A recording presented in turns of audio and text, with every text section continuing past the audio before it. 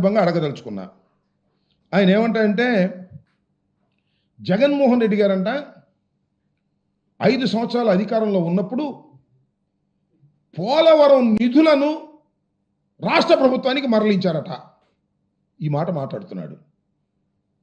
పెద్ద మనిషి, అబద్ధాల్లో చాలా పెద్ద మనిషి, నిజాల్లో నాకన్నా చిన్న మనిషి.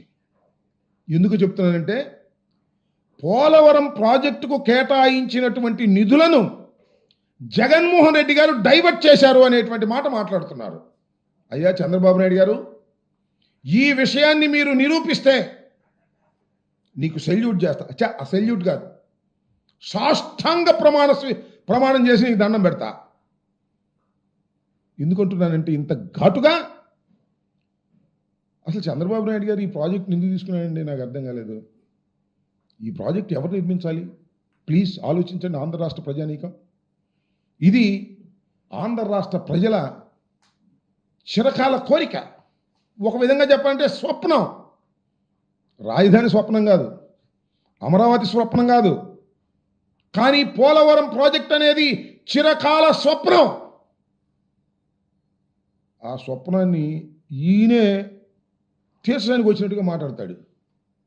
ఆయన ముఖ్యమంత్రిగా ఉన్నప్పుడు 10 సంవత్సరాలు 9 సంవత్సరాలు దీని గురించి ఆలోచించరా.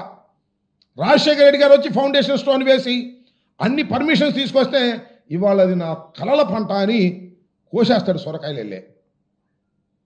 నేను అడుగుతా ఉన్న, రాష్ట్రం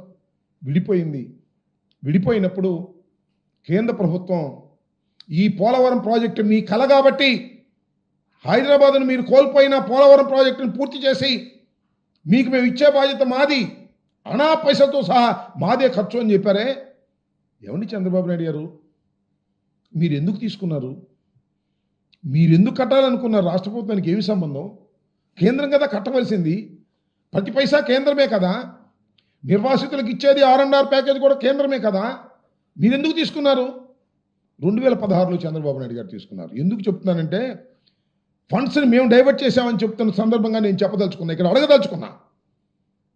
అసలు ఏంటో షరతు తెలిసే చంద్రబాబు నాయుడు గారు తీసుకున్న షరతు, ముందు రాష్ట్ర ప్రభుత్వం ఖర్చు పెట్టింది, వాళ్ళు రీఎంబర్స్మెంట్ ఇస్తారు. అంటే మనం ఒక 1000 కోట్లు ఖర్చు పెట్టామనుకోండి, ఈ 1000 కోట్లు కూడా లెక్క చూసి అయ్యా మీరు ఖర్చు పెట్టి మన నిజమేను మీ రాష్ట్ర ఖజానా నుంచి ఇదిగో ఈ 1000 కోట్లు తీసుకొని నేను ఇస్తారు. నేను అడుగుతా ఉన్నా, ముందు మనం ఖర్చు పెట్టిన తర్వాత అర్థమవుతుందిగా మీ అందరికీ, ముందు మనం ఖర్చు పెట్టిన తర్వాత వాళ్ళు రీఎంబర్స్మెంట్ ఇస్తే డైవర్ట్ చేసే అవకాశం ఎక్కడుంది చెప్పండి. వాళ్ళు ముందు కేటాయిస్తే కదా డబ్బులు. అయ్యా మీ పోలవరం ప్రాజెక్టు 50,000 కోట్లు అవుతుంది, ఇదిగో ఈ 50,000 కోట్లు మీకు మేము ఇస్తున్నాం అంటే కదా మనం డైవర్ట్ చేసేది. ముందు మనం ఖర్చు పెడితే, ఎక్కడి నుంచి? రాష్ట్ర ఖజానా నుంచి ఖర్చు పెడితే ఆ ఖర్చు పెట్టిన డబ్బులు నిజంగా ఖర్చు పెట్టారా లేదా అని Polavaram project authority CWC check చేసి అప్పుడు మనకు డబ్బులు ఇస్తారు. ఎట్టా చంద్రబాబు నాయుడు గారు అసలు ఇట ఆ ఫండ్స్ని డైవర్ట్ చేయడానికి ఎక్కడ అవకాశం ఉంటుంది చెప్పండి? ముందు మనం ఖర్చు పెడితే వాళ్ళు డబ్బులు ఇస్తే అర్థం కావట్లేదా సామాన్యులకి? ఇలాంటి పచ్చి అబద్ధాలు ఇవాళ పోలవరం వెళ్ళి చెబుతున్నాడు చంద్రబాబు నాయుడు గారు. నేను ఆ రోజున అడిగా, ఈ రోజున అడుగుతున్నా, సమాధానం చెప్పేటటువంటి పెద్ద మనిషి కాదు ఆయన. సమాధానం చెప్పకోకుండా తప్పుకుపోయేటటువంటి అతి చిన్న మనిషిగా నేను భావిస్తున్నాను. అదేమిటంటే కేంద్రం నిర్మించవలసింది రాష్ట్రానికి ఏమి సంబంధం? ఒకటి. రెండో పాయింట్, ఇప్పుడండి మీరు కేంద్రం దగ్గర నుంచి ఒప్పించారు, మీరు 14లో అధికారంలోకి వచ్చారు, ప్రమాణం చేశారు, స్వీకారం తీసుకున్నారు, ముఖ్యమంత్రి అయ్యారు. ఎప్పుడు కేంద్ర ప్రభుత్వం అంగీకరించింది రాష్ట్ర ప్రభుత్వం అయ్యా నువ్వే కట్టుకోమని? 2016లో ఒప్పుకుంది. ఎందుకు ఒప్పుకుంది? నువ్వు వెళ్ళి బతినాడితే ఒప్పుకుంది, నువ్వు కాళ్ళ పడితే ఒప్పుకుంది. అయ్యా మేమే కట్టుకుంటాం సార్, డబ్బులు మీరు ఇవ్వండి, ముందు మేము డబ్బులు ఖర్చు పెడతాం రాష్ట్ర ప్రభుత్వం, తర్వాత మీరిద్దరు. ఎందుకు ఇవన్నీ? నీ సొంత కాంట్రాక్టుదారులకు దోచి పెడదామని తప్ప ఏమన్నా ఉందా అని అడుగుతా ఉన్నా. సరే తీసుకున్నావు పో. నేను ఇవాళ చెప్పదలుచుకున్నా, చంద్రబాబు నాయుడు గారు పదే పదే అసత్యాలు చెప్తున్నారు కాబట్టి పోలవరం డ్యామ్ దగ్గరికి వెళ్ళి, ప్రాజెక్ట్ దగ్గరికి వెళ్ళి నేను అడుగుతా ఉన్నా, 2016లో తీసుకున్నప్పుడు ఏ రేట్ల మీద తీసుకుంటారండి? 2013-14 రేట్లతో ప్రాజెక్టు మేము పూర్తి చేస్తామని ఒప్పుకుంటారా? జ్ఞానం ఉన్నవాడు చేస్తాడా? సీనియర్ నాయకుడు చేస్తాడా? రాష్ట్ర ప్రజల యొక్క బాగోగులు కావాలనుకునే వాళ్ళు చేస్తారా? పోలవరం ప్రాజెక్టును శరవేగంతో ముందుకు తీసుకువెళ్ళాలనుకునే వాళ్ళు చేస్తారా? 16లో నువ్వు ప్రాజెక్టును మేము కడతామని ఒప్పందం చేసుకుంటూ 13-14 రేట్లతోనే మేము పూర్తి చేస్తామని ఒప్పుకున్నామంటే ఏం ఇంట్రెస్ట్ నీకు? నీకు పోలవరం మీద ఇంట్రెస్టా? కాదు. పోలవరం కాంట్రాక్టర్ల మీద ఇంట్రెస్ట్, పోలవరం కాంట్రాక్టర్లకు ఇచ్చే కమిషన్ల మీద ఇంట్రెస్ట్.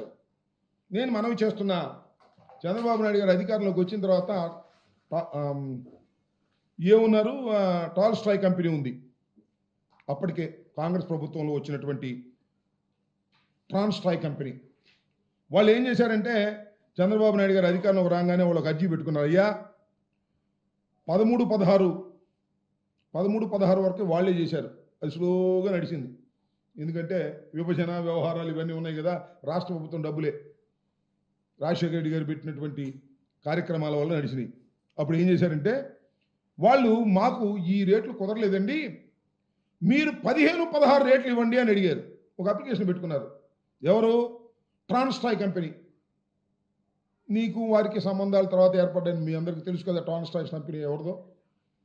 చంద్రబాబు నాయుడు గారి పార్టీ తరపున నిలబడ్డారు.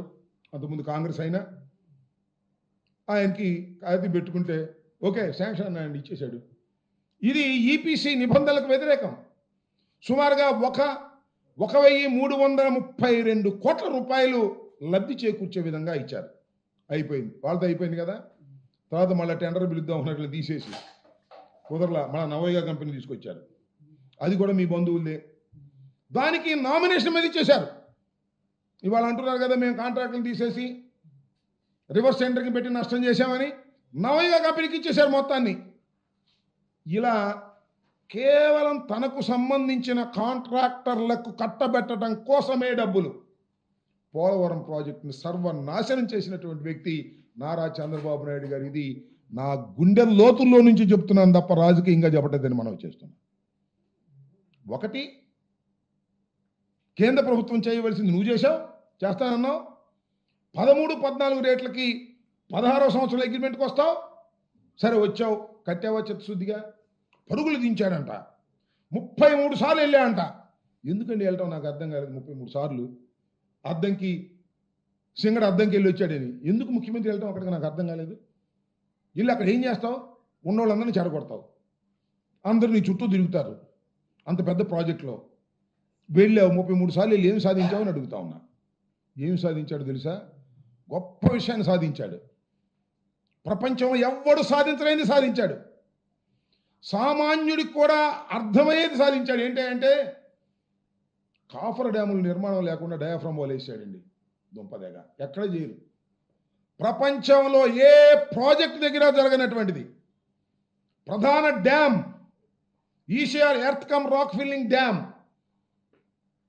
భూమిలో ఉండాల్సినటువంటి పునాది అది డయాఫ్రమ్ వాల్. ఆ డయాఫ్రమ్ వాల్ నిర్మాణం చేయాలి అంటే